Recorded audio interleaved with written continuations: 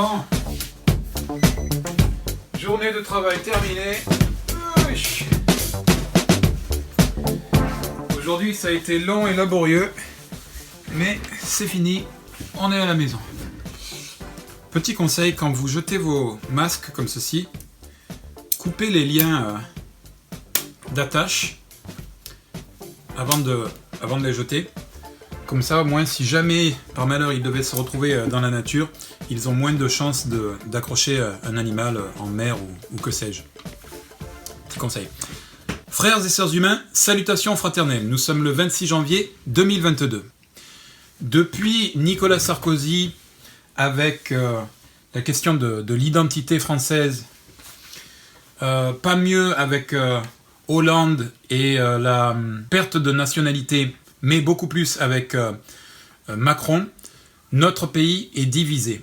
On l'a vu notamment avec le mouvement des Gilets jaunes qui a été présenté par les médias comme un mouvement factieux, d'accord, pour les éloigner du reste de la population, ou pour éloigner le reste de la population des Gilets jaunes, alors que les revendications des Gilets jaunes, pas forcément leur méthode d'action, mais leurs revendications étaient plébiscitées, étaient partagées par un fort pourcentage de la population. Okay. Puis ensuite, tous les discours visant à ségréguer une partie de la population, par exemple contre l'islam, contre les soi-disant gauchistes ou les féministes, les homosexuels, dernièrement peut-être les handicapés, etc., etc. Enfin, tout un tas de discours comme ça qui viennent participer à l'atomisation et au morcellement de la société. Or, faire société, c'est mettre des choses en commun, avoir des valeurs en commun, avoir une organisation sociale en commun.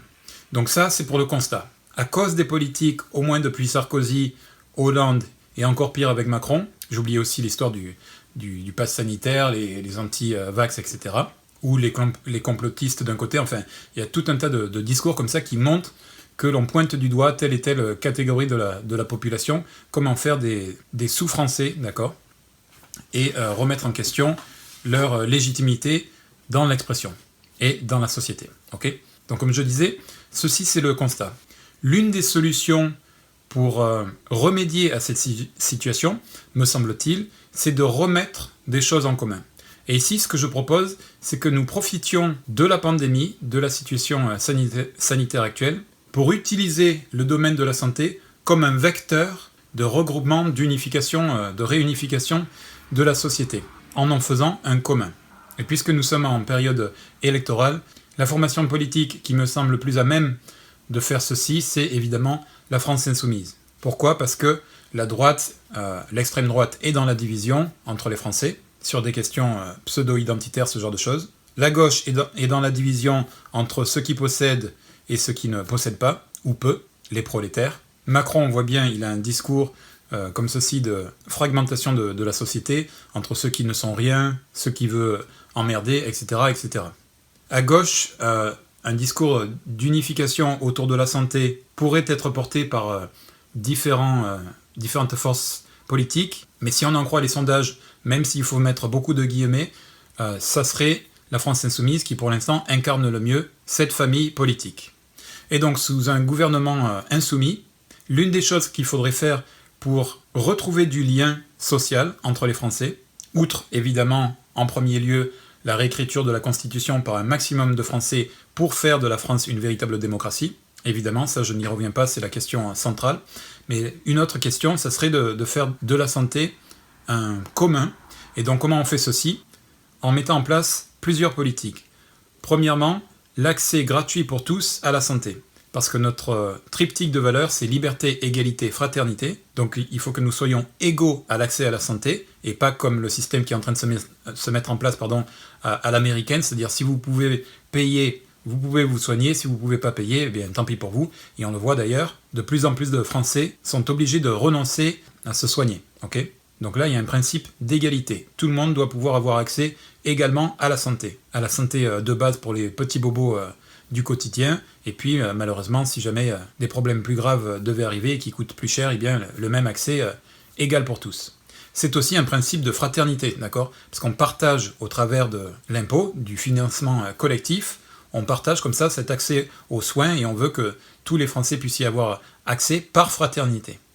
Et égalité, pourquoi ? Parce que quand on est malade, ça entrave notre capacité à vivre notre vie et donc à être pleinement libre. Donc pour être libre, il faut être en bonne santé, dans la meilleure santé possible en tout cas. Donc voilà, premièrement, un accès totalement gratuit à la santé. Pour le financement, je viens de le dire, ça peut se faire par l'impôt et c'est a priori ce qui va être fait. Or, pour moi, je pense qu'il faut en passer par la création monétaire. Encore une fois, pourquoi il faut en passer par la création monétaire pour garantir un accès total et gratuit à tous les Français ? C'est parce que ça permet de sortir ce champ-là, le domaine de la santé, du capitalisme. Pourquoi ? Parce que les finances de l'État dépendent à la fois du marché, vers lequel il va trouver des financements, mais aussi des impôts. C'est-à-dire que le financement de l'État dépend de la fluctuation de l'économie. Une économie en bonne santé, il y a des rentrées, on peut financer les services publics. Une mauvaise économie, peu de rentrées d'argent, et donc il faut rogner sur les services publics. Et c'est d'ailleurs le discours de la droite qui n'arrête pas de dire il n'y a plus d'argent dans les caisses, etc. Il faut diminuer les services publics, diminuer le train de l'État, les fonctionnaires, etc. Donc le fait d'en passer par la création monétaire permet d'assurer, de pérenniser l'accès et le financement, l'accès à la santé et son financement, mais aussi vient décorréler ce service public des aléas de l'économie et donc vient annihiler l'argument des pseudo-libéraux et en réalité anti-libéraux, puisqu'il n'y a plus besoin d'attendre des rentrées d'argent, etc. Il ne peut plus y avoir d'austérité, puisque l'argent est créé par le pouvoir de création monétaire, donc création des financements des services publics ex nihilo. C'est une sorte de sanctuarisation, de sortie totale de la santé par rapport à l'économie, par rapport au capitalisme. C'est un premier pas en dehors du capitalisme. Okay ? Donc voici pour le financement. Ensuite, ce qu'il faut, ce sont des moyens humains. Donc peut-être relever les numerus clausus, former du personnel, embaucher, pérenniser les carrières, les assurer, etc. Évidemment dans le public, mais je pense qu'un certain nombre de secteurs privés, comme les aides à domicile, ce genre de choses, doivent être nationalisés, ou en tout cas avoir un statut égal aux fonctionnaires. Donc premièrement, moyens humains. Deuxièmement, moyens matériels. Donc c'est-à-dire évidemment avoir les meilleurs appareils tels que IRM, etc. Évidemment avoir des masques, évidemment avoir des blouses, évidemment avoir tout l'équipement nécessaire de base comme perfectionné qui nous a manqué dans la pandémie. Mais les moyens matériels, c'est aussi de réouvrir évidemment des lits, mais aussi des hôpitaux et les cliniques, parce que ça aussi c'est fermé dans les ruralités, etc. Il faut que collectivement, nous décidions du maximum de kilomètres à parcourir, où que nous habitions sur le territoire, pour avoir accès à un hôpital ou une clinique, enfin un centre de soins, que ce soit pour de l'accouchement ou quoi que ce soit. Et enfin, moyens financiers, parce qu'il faut payer convenablement le personnel hospitalier, le personnel soignant, pour pérenniser les vocations, pour rétribuer justement le service qu'ils rendent à la nation, et il est grand, on l'a vu pendant la pandémie, et ça permet aussi de répondre aux revendications de ce secteur de la société, d'accord ? Ça fait des années, même avant Macron, qu'ils nous alertent sur le manque de financement et la difficulté à remplir leur mission. Et encore une fois, tout ceci doit se faire par création monétaire. Bien sûr, ensuite, il s'agit de discuter à la fois avec les professionnels de santé, avec les experts de différents domaines, mais aussi avec la société civile pour fixer les salaires et les rémunérations adéquates, pour pas exagérer trop d'un côté, mais pour que ça soit convenable et satisfaisant de l'autre. En parallèle à ça, on a bien vu qu'on est dépendant maintenant de l'extérieur, et en particulier des Américains, pour nos médicaments, nos médications, nos vaccins, etc. Et ça, pour un pays qui se veut souverain, ce n'est pas possible. Donc, soit on nationalise des laboratoires tels que Sanofi, qui a bénéficié de millions et de millions de subventions de l'État, pour peu de résultats a priori, soit à côté des laboratoires privés, il faut créer toute une filière de laboratoires publics, de recherche et de développement pour créer les vaccins et tous les médicaments dont nous avons besoin, toutes les thérapies, etc., contre le cancer, toutes les maladies, et qui travaillent de concert avec les laboratoires de recherche tels que le CNRS, etc. Donc un réseau national de laboratoires et de recherche médicale, qui travaille, comme je viens de le dire, avec les laboratoires scientifiques de façon large, et aussi avec le service public de la santé. Voilà. Ce domaine-là, en faire un commun, c'est une des étapes, me semble-t-il, pour recréer le lien entre les Français. Si nous bénéficions tous également d'un accès aux soins, d'un service public du soin. Cela permettra de recréer ce lien d'égalité, de fraternité et de liberté, comme je le disais tout à l'heure.